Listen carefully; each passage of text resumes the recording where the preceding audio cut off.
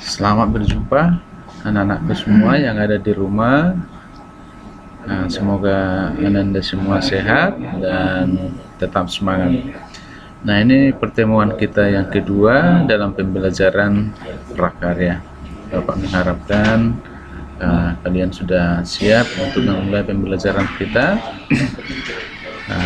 Sudah merapikan semua yang ada di sekitar Anda dan juga menyediakan alat tulis, buku, dan perlengkapan yang akan kita gunakan dalam pembelajaran kali ini. Dalam pertemuan daring kita untuk yang kedua ini, sebenarnya Bapak sudah buatkan dalam bentuk video, dan juga file yang sebelumnya sudah Bapak kirimkan. Mudah-mudahan anak kami sudah membacanya dan memahaminya. Tetapi kalau belum memahami atau masih ada yang kurang jelas, nanti dalam pertemuan Zoom meeting bisa ditanyakan dan kita diskusikan. Nah, sebelumnya Bapak akan jelaskan dulu materi kita dalam pertemuan yang kedua ini.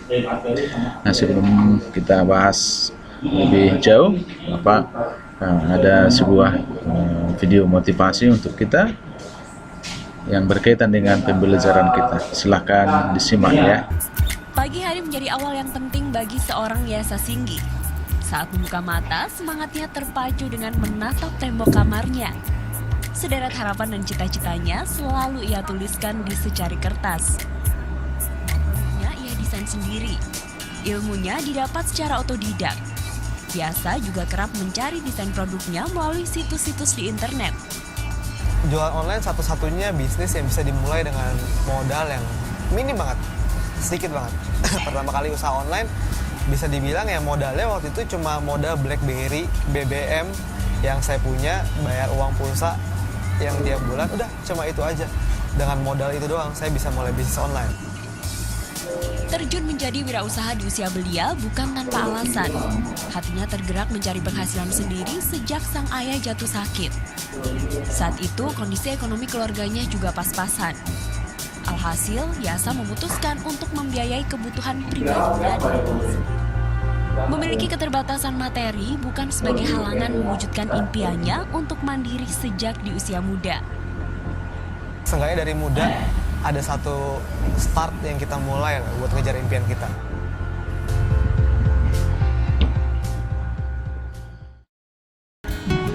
Yaitu yang pertama untuk memahami karakteristik kewirausahaan, misalnya orientasinya, bagaimana dia berani cara mengambil resiko dalam menjalankan kegiatan usaha.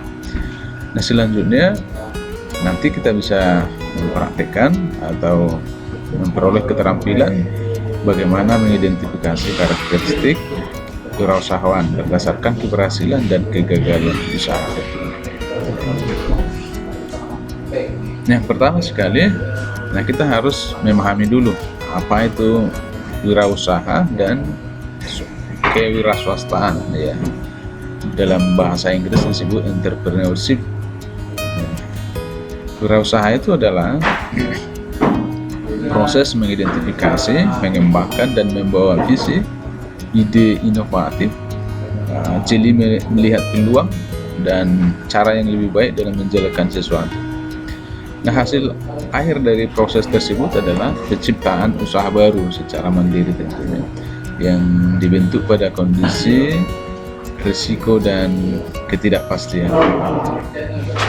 Kalau kita teliti dari segi arti kewirausahaan menurut para ahli, menurut Richard Cantillon mendefinisikan bahwa kewirausahaan sebagai bekerja sendiri atau self employment.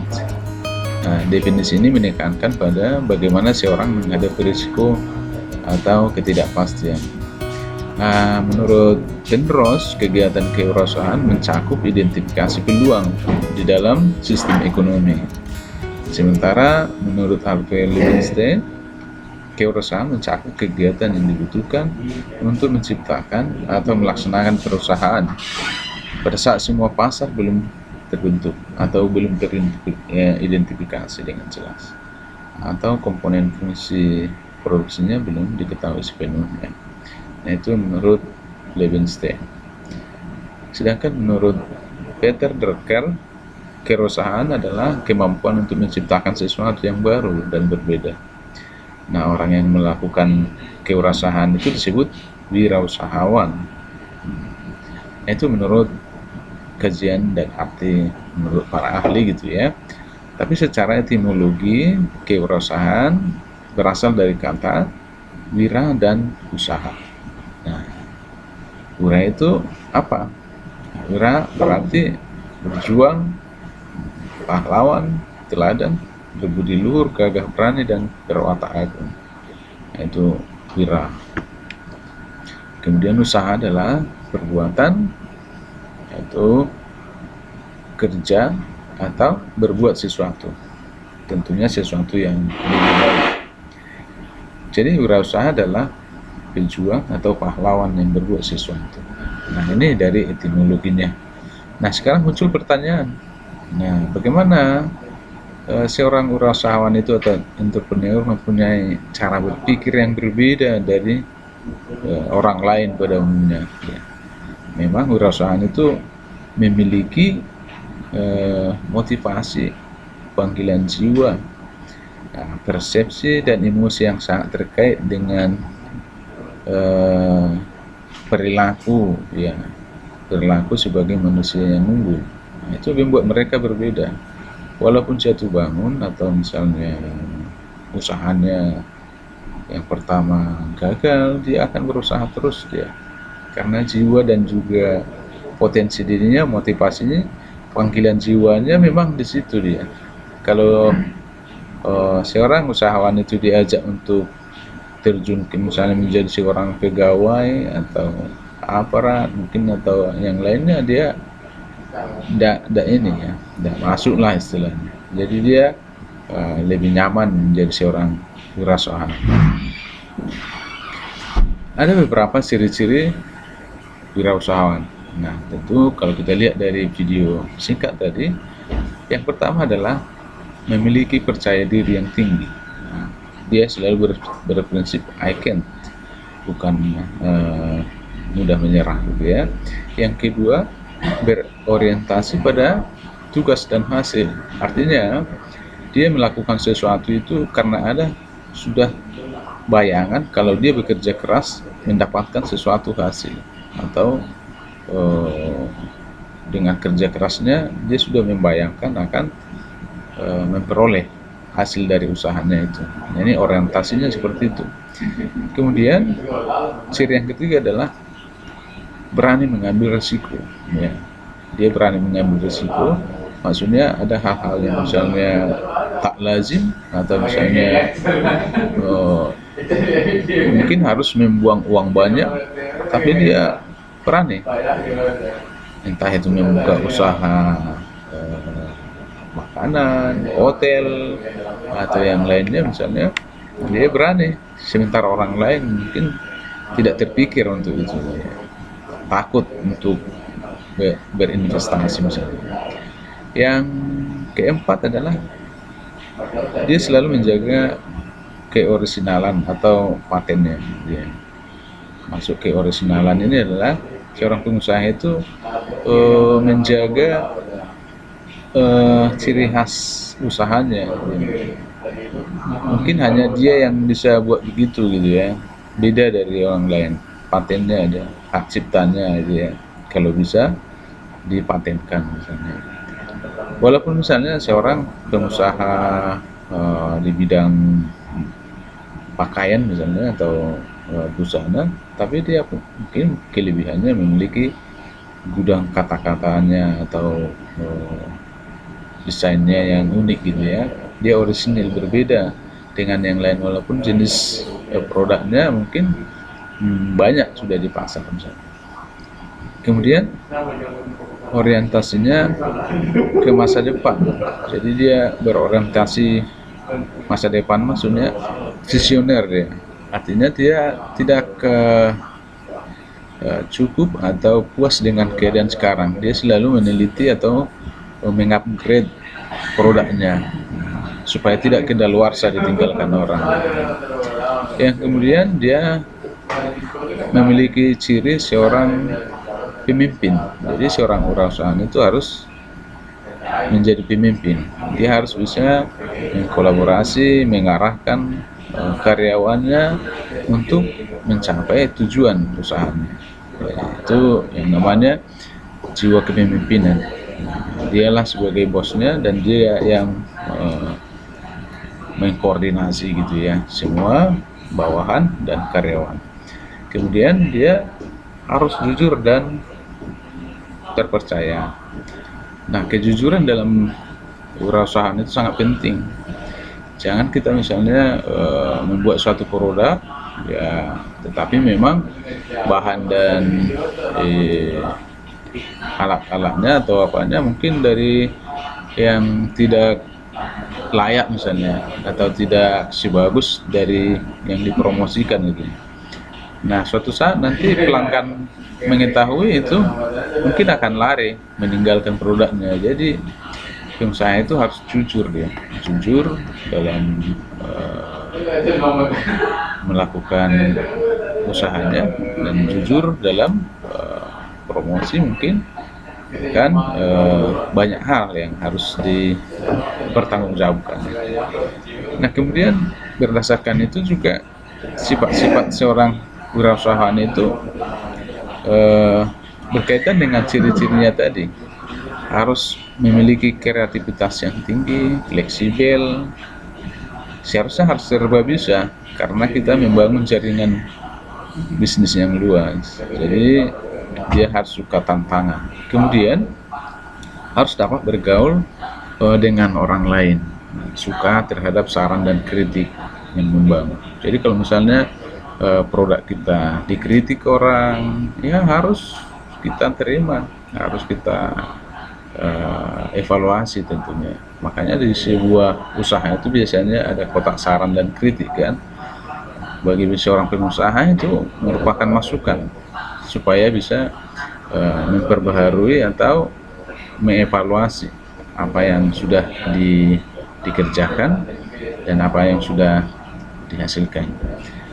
Nah, kemudian sifat-sifat seorang wirausahawan itu optimismenya harus tinggi, orientasinya pada laba, ketekunannya, tekad yang kuat, kerja keras, energik, dan punya inisiatif. Nah, ini tidak takut-takut gitu lah. Kemudian bagi seorang pengusaha, dia memiliki sifat bahwa hidup itu sama dengan kerja keras. Harus kerja keras dan itu harus di dalam disiplin yang tinggi gitu ya. Kemudian karena tekad yang kuat tadi dan bekerja keras, energik, nah disitulah kunci seorang wirausaha sebenarnya. Itulah yang harus dimiliki dan seharusnya memang kita harus belajar untuk menjadi seperti itu kalau kita mau terjun sebagai seorang wirausahawan. Yang berikutnya bahwa proses menjadi seorang wirausaha itu pastinya ada dan itu tidak bisa hari ini saya jadi pengusaha membuka usaha tiba-tiba. Nah, ini risikonya terlalu tinggi. Nah, prosesnya sebenarnya ada. Ya.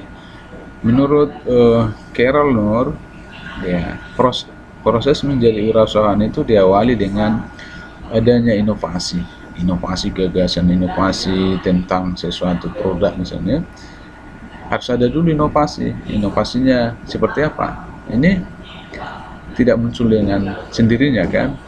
Biasanya inovasi itu timbul karena ada pengalaman ya. Ada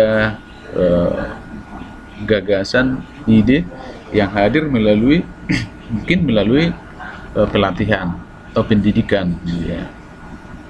Ada pemahaman dulu melalui pendidikan, pelatihan keterampilan. Kemudian inovasi dipengaruhi oleh faktor sosial kita, bagaimana kita mensosialisasikan dalam kehidupan sosialnya gimana. Dia juga inovasi dipengaruhi oleh kita membangun suatu jaringan juga bisa. karena pengalaman orang atau pengetahuan bersama. Nah, kemudian dipengaruhi juga oleh kebudayaan dan lingkungan. Kemungkinan mungkin seorang wirausaha muncul atau bisa tertarik pada suatu inovasi karena memang di lingkungan keluarganya sudah ada, atau di lingkungan sosialnya membutuhkan itu, atau memang orang tuanya sudah membuka usaha itu sehingga dia memiliki inovasi-inovasi baru untuk mengembangkan usaha itu. Jadi proses yang seperti ini mungkin lebih dekat ya, lebih melekat karena dia sudah memiliki pengalaman tersendiri dengan usaha keluarga mungkin, atau lingkungan yang lebih dekat dengan dia. Nah, peluang inilah yang bisa membuat seseorang tertarik atau menjadi seorang pengusaha. Walaupun kemudian banyak hal yang membuat seorang ingin menjadi wirausaha, tapi memang diawali dengan adanya inovasi. Nah, demikianlah pengertian dan pemahaman kita tentang teori wirausaha dan wira swasta itu ya, atau entrepreneur. Nah, mungkin Bapak bisa meminta kepada anak Anda semua untuk menuliskan biografi seseorang yang menurut kalian merupakan idola. Nah, ini dia ya. Misalnya kamu mengidolakan seorang entrepreneur yang sukses lah misalnya. Lalu tulislah biografi singkatnya ya, kemudian apa yang kamu kagumi, apa yang menjadi moto hidupnya, bagaimana dia meniti karirnya, usahanya, secara singkat saja dalam satu lembar kertas. Nanti kamu catat, kemudian buat dalam bentuk presentasi seperti yang Bapak buat ini. Nah, ini misalnya tuliskan apanya, fotonya buat, bidang usahanya apa, pendidikannya juga, moto pribadinya. Kemudian setelah lengkap semuanya, apa yang membuat orang ini kamu idolakan ya, apa yang membuat itu ya. Nah, buat seperti ini, formatnya sudah Bapak buat seperti ini, lalu buat presentasinya 1 atau 2 slide saja seperti ini. Nah, misalnya contohnya Bapak membuat dalam video sebelumnya kan sudah ada ini tentang Jack Ma. Jack Ma itu merupakan seorang pebisnis berkebangsaan ini, kemudian dia bergerak di bidang ini perusahaan e-commerce Alibaba Group ini ya, berasal dari Cina, kemudian lahirnya tanggal berapa, kemudian berapa kekayaannya, kemudian tinggal di mana, pendidikannya seperti apa, moto hidupnya apa. Yang saya idolakan dari Jack Ma adalah kesederhanaan, semangat juangnya, tidak sombong dan cerdas, ya kan? Nah, misalnya seperti itu. Jadi bentuk presentasinya singkat saja. Nah, ini seperti ini contohnya. Nah, mudah-mudahan dengan penjelasan Bapak ini sudah jelas ya tentang tugas pertama yang sudah Bapak share sebelumnya dengan modelnya seperti ini. Nah, kalau ada pertanyaan, bisa kita nanti diskusikan dalam Zoom meeting kita ya. Nah, mungkin sekian saja untuk penjelasan Bapak. Nah, akhir kata Bapak mengutip sebuah moto Pablo Picasso. Segala sesuatu yang bisa kau bayangkan adalah nyata. Salam, selamat belajar.